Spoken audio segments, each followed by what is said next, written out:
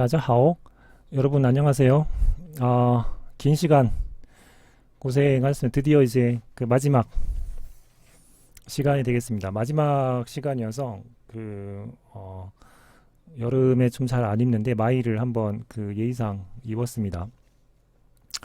마지막 시간에는 피부에 관계되는 질환 약들하고 그리고 임상의 독성이 발생했을 때 어떤 대처들을 할 수 있는지에 대한 설명들을 하도록 하겠습니다.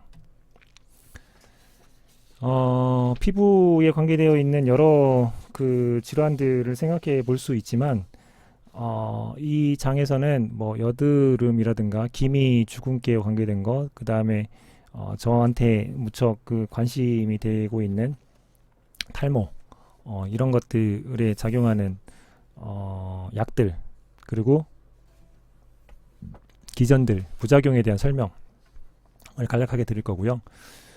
그 다음에는 굉장히 중독 환자들이 발생했을 때 딱 명확하게 해독시킬 수 있는 것들이 몇 가지 존재하지 않습니다. 그랬을 때 중독 환자들은 바이탈 사인들이 문제가 되지 않도록 모니터링 하면서 돌보는 것들이 가장 중요한 원리이고요.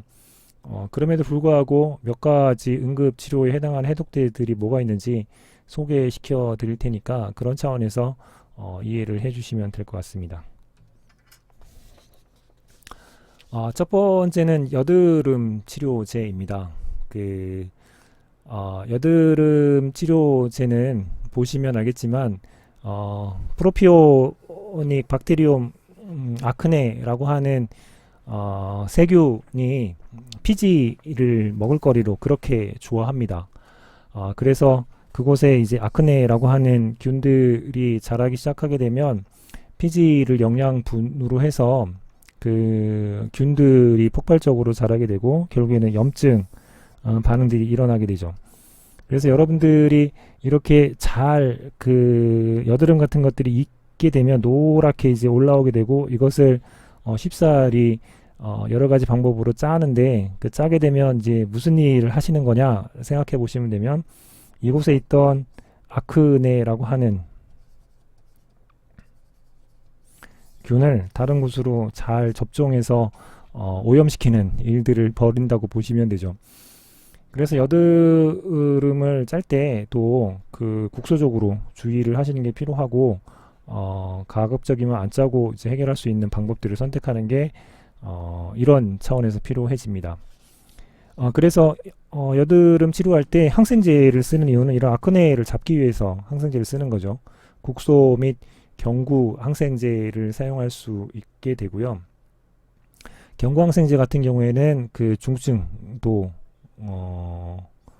증상들이 조금 더 강했을 때 이럴 때만 좀 사용하는 형태라고 보시면 됩니다. 대부분 레티노이드의 형태로 여드름 치료들을 하고 있습니다.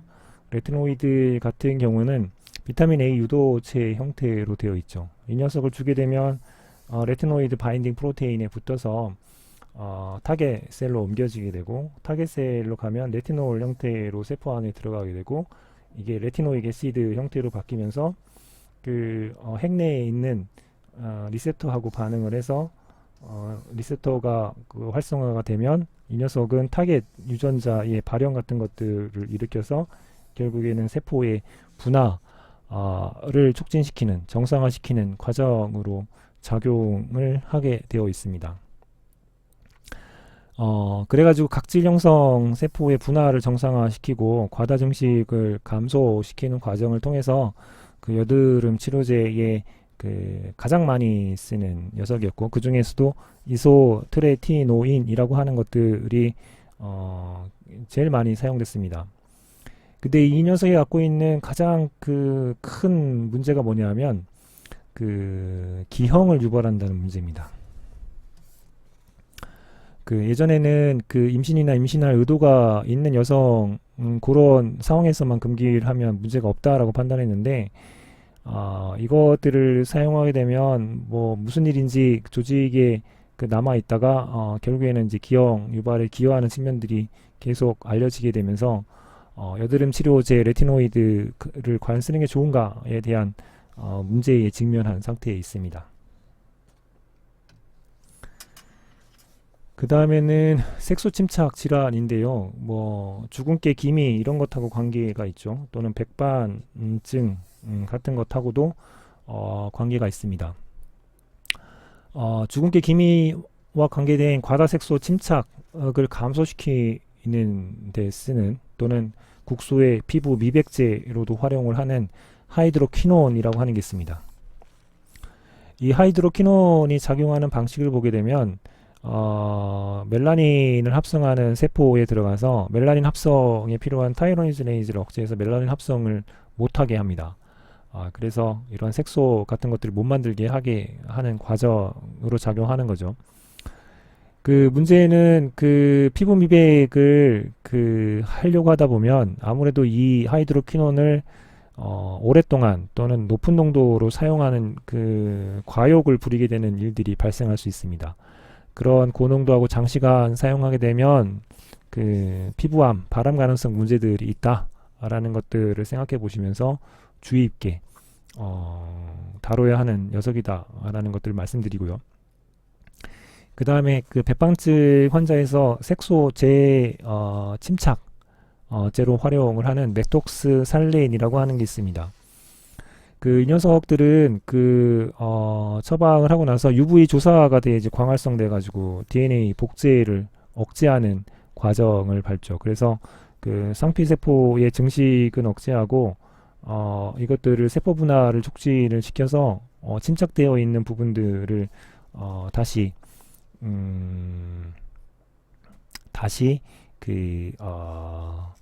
재침착 과정을 갖가지고 이런 증상들을 완화시킬 때 사용을 하게 됩니다.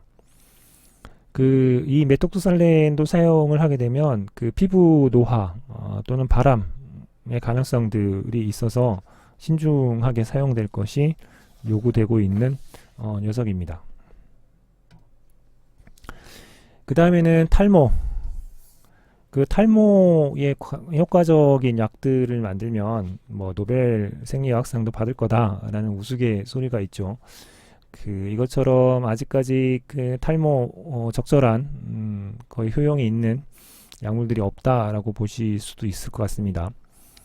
이용하는 것들은 우선 우리 안드로겐 중에서 디하이드로 테스토스테론이라고 하는 이 녀석이 테스토스테론에서 리덕테이즈에서 환원돼 가지고 만들어지는 녀석이죠. 이 녀석이 주로 전립샘을 자극하는 안드로겐이기도 하지만 모낭에 반응을 해서 모낭을 최소화시키고 위축시키는 일들을 벌입니다. 그래서 디하이드로 테스토스테론이 많이 만들어지면 탈모라기보다는 새로운 필요로 한 머리카락 뭐 이런 것들을 잘 못 만드는 일들을 발생을 하게 되죠. 따라서 그런 것들을 억제하는, 즉 5알파 환원 요소를 억제하는 억제제가 이러한 과정에 사용될 수 있습니다. 피나스테라이드라고 하는 것들을 쓸 수가 있고요. 마찬가지로 이 녀석은 전립선 비대증에도 사용을 하기도 하죠. 이런 이유로 모낭을 최소화한 위축을 조금 감소시키는 이유로도 쓰기도 합니다. 부작용은 발기기능 장애가 올 수가 있고 성욕 감소 같은 것들이 일어날 수 있게 됩니다. 그 다음에 미녹시딜, 이것은 일반 의약품으로 약국에서 판매하는 형태로 되어 있고요.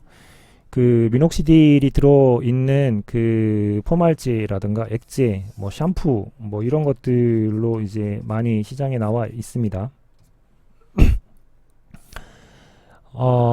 이 미녹시딜도 원래는 항고혈압제로 개발되는 어떤 약물이었습니다.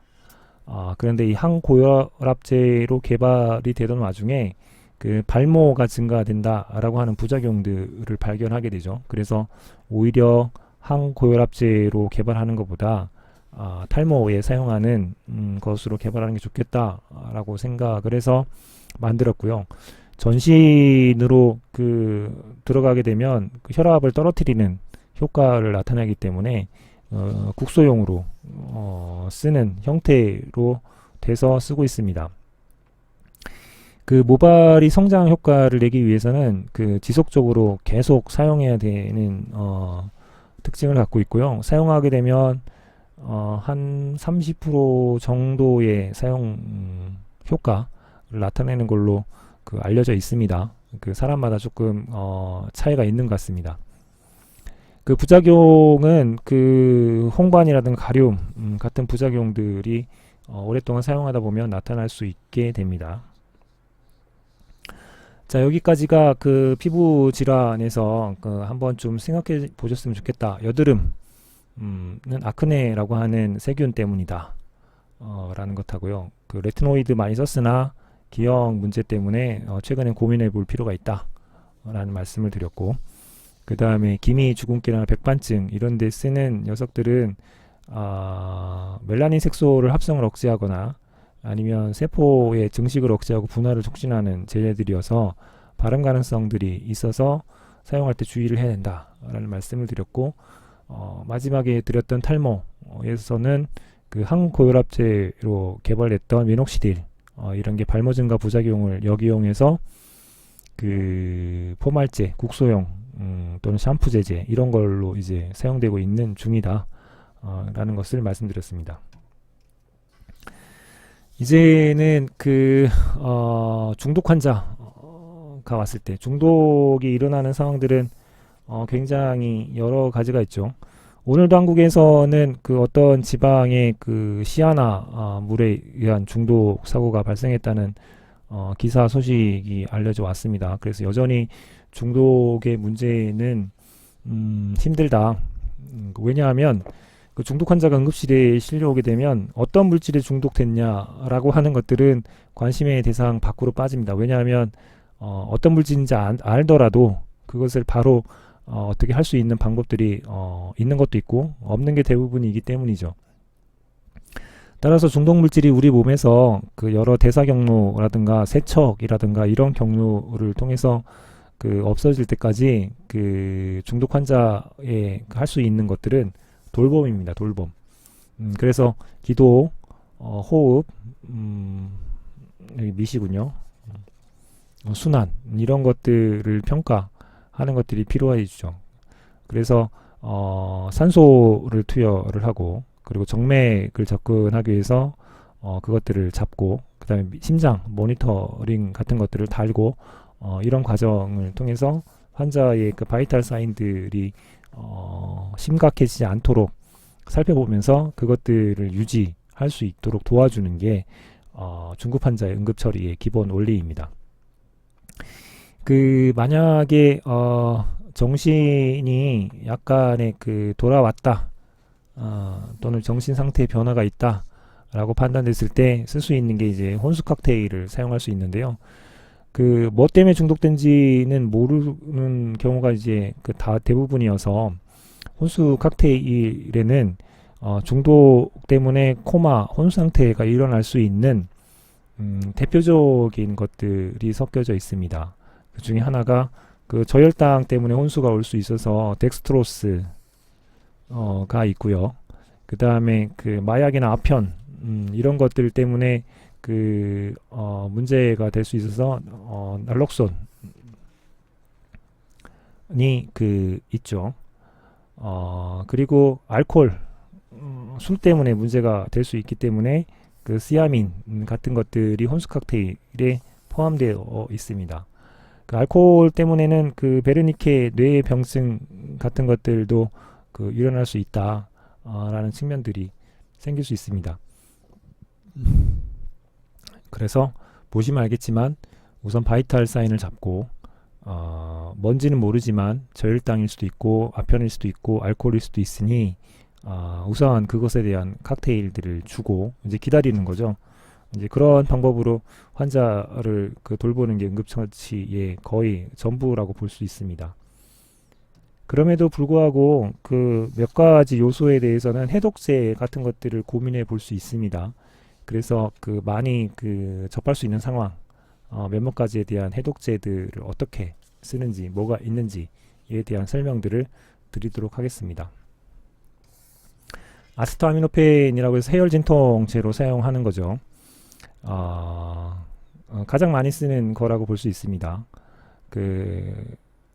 이 해열 진통제를 과용량을 복용을 하게 되면 대사의 일부가 그 독성을 갖고 있는 대사체로 만들어지면서 간에서 그걸 무독화시키는 그 글루코로닉 같은 것들이 그 결핍 상황이 돼서 결국에는 간 괴사를 일으키는 상태로까지 빠지게 됩니다.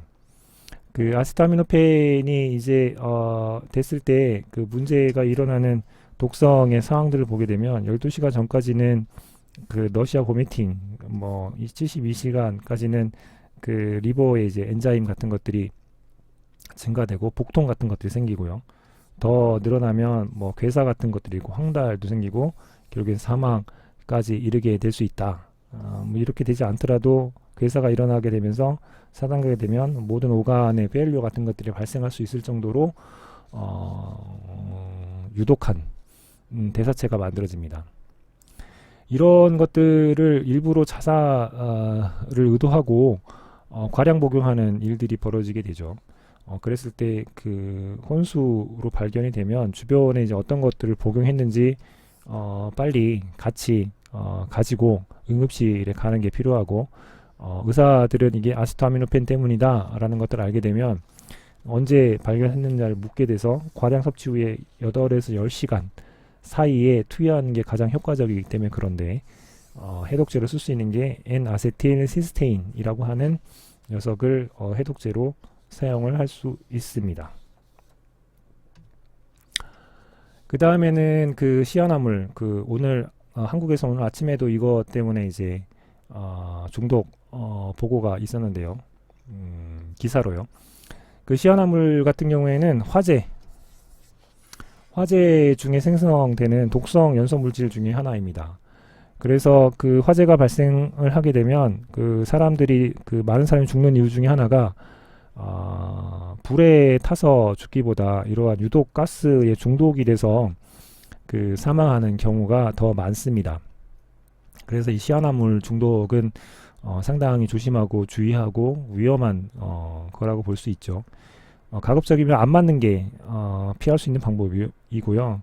그 중독이 벌어지기 전까지 아주 소량 화재 연기 같은 것들을 맡았을 때 그 할 수 있는 것들은 그 비타민 B12에 해당하는 하이드록시 코발라민 같은 것들을 투여해 주는 겁니다. 이것들을 투여해 주면 시아나물하고 결합을 해서 그 시아노코발라민이라고 하는 무독한 물질이 만들어지면서 그 배설할 수 있게 도와주게 되는 형태가 되죠. 그 다음에는 철분. 철분 제제를 조심해라 라고 교육을 하기 전에는 미국에서 그 소아 사망률의 거의 그 3분의 1 정도가 철분 때문이었습니다. 그 소아가 철 중독 발생 빈도가 여러 이제 조심하라는 교육 과정, 그 다음에 그 포장지 같은 것들이 아이들이 벗겨내기 힘든 포장에 대한 것들이 적용이 되면서 그 발생 빈도가 이제 현저히 감소하게 됐고요. 더불어서 철분제에 표기할 때 그 몇 밀리그램입니다 라는 표기를 떠나서 여기서 유효한 철분량들이 그 어느 정도 퍼센트가 되는가에 대한 표기 방식으로 바뀌면서 좀 더 유효하게 그 철 중독에 대한 빈도들을 낮출 수 있었다고 합니다. 페로설페이트가 빈혈 치료제에서 가소성, 가격 싸고 효과는 상대적으로 좋고 측면에서 많이 이용한다 라는 얘기나 한번 드렸었고요. 뭐 어쨌든 그 이러한 그 철분의 중독이 벌어지게 되면 철에 특이적으로 결합하는 킬레이터 디페록사민이라고 하는 것들을 주면 철분하고 결합해서 배설되면서 해독의 역할들을 해낼 수 있게 됩니다. 그 다음에는 납인데요. 납 같은 경우는 여기 그림을 보시면 알겠지만 어린아이하고 어른하고 같은 농도의 납이 들어오더라도 아이들한테 조금 더 위독합니다. 어른들한테는 뭐 같은 양이 들어와도 그 아네미아 정도 수준이라면 아이들 같은 경우에는 거의 사망에 이를 정도로 위독한 상태로 발생을 하게 되죠. 그 다양한 환경의 납들이 편제되어 있죠, 아직도. 그래서 이 농도가 어떻게 들어오는가에 따라 같은 농도라도 아이하고 어른이 다를 뿐만 아니라 섭취한 납 중에서 아이가 좀 더 많은 흡수하는 경향들을 보이게 됩니다. 그래서 어린아이한테 좀 더 그 중독됐을 때 응급한 사항들을 발생을 시키는 물질 중에 하나이죠. 그 경구로 주는 킬레이터 중에 하나인 석시머가 그 납을 킬레이션해서 배출하는 데 도움 주는 해독의 역할들을 해낼 수 있습니다. 이것들은 계속 쌓이게 되면 납 중독에 의한 여러 가지 그 뭐 이따이 병인가요? 그런 것들이 이제 일어날 수가 있게 되고 조심하게 다뤄야 돼서 생각해 봐야 될 그 물질 중에 하나죠. 근데 이제 이 납이라는 게 여러 가지 잘 녹고 잘 붓고 하는 성질들이 있어서 여러 상황에서 이제 사용되고 있는 측면들이 존재한다 라는 것도 생각해 보시면 될 것 같습니다. 그 다음에는 유기인산 및 살충제인데요. 살충제에는 농약 같은 것들이요, 아세틸콜린 에스터레이즈라고 하는 것들을 억제를 합니다. 그 결과 아세틸콜린이 굉장히 축적이 돼서 그 교감신경 흥분을 일으키는 부교감신경 흥분을 일으키는 작용들을 하게 되죠. 너무 과도하게 일으키는 작용들을 해서 이 아세틸콜린이 축적이 돼서 그런 그 신경흥분 작용들이 과도하게 일어나게 되면 그 맥박이 빨라지거나 또는 설사, 배뇨, 구토, 눈물, 침 이런 것들이 분비되게 됩니다. 뭐 아세틸콜린 유기인산 살충제 중독이다라고 아는 방법은 뭐 크게 어렵지 않습니다.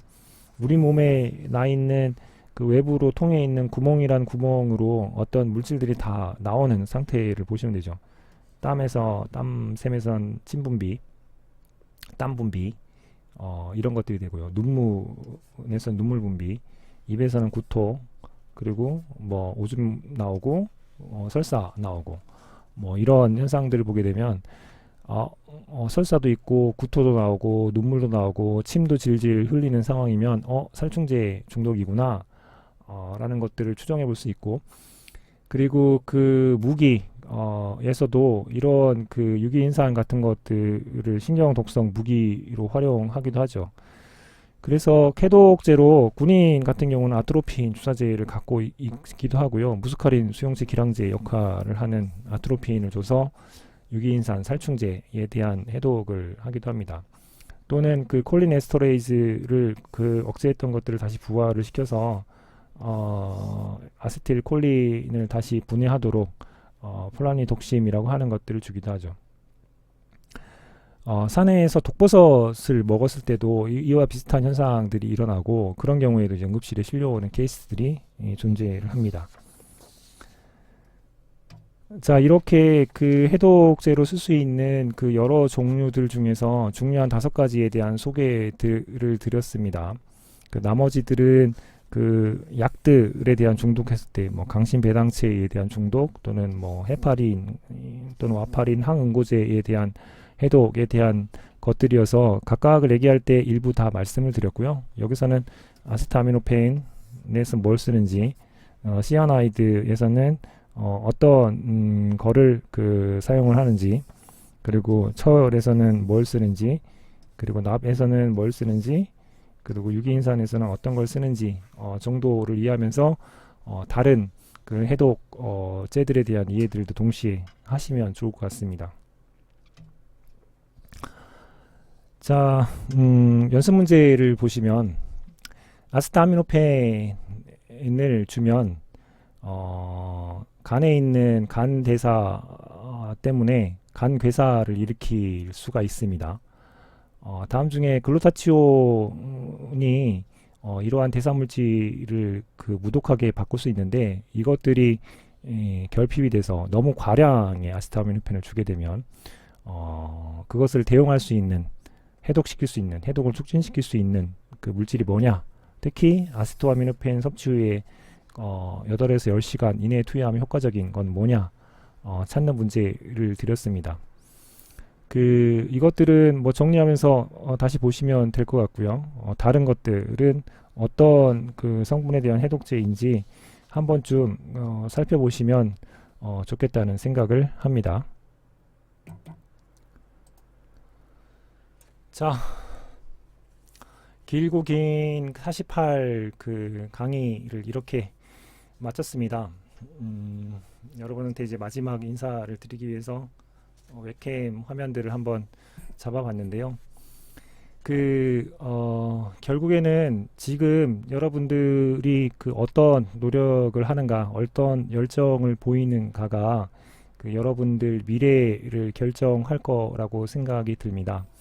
한 학기 동안 그 공부하시느라고 고생 많으셨고요.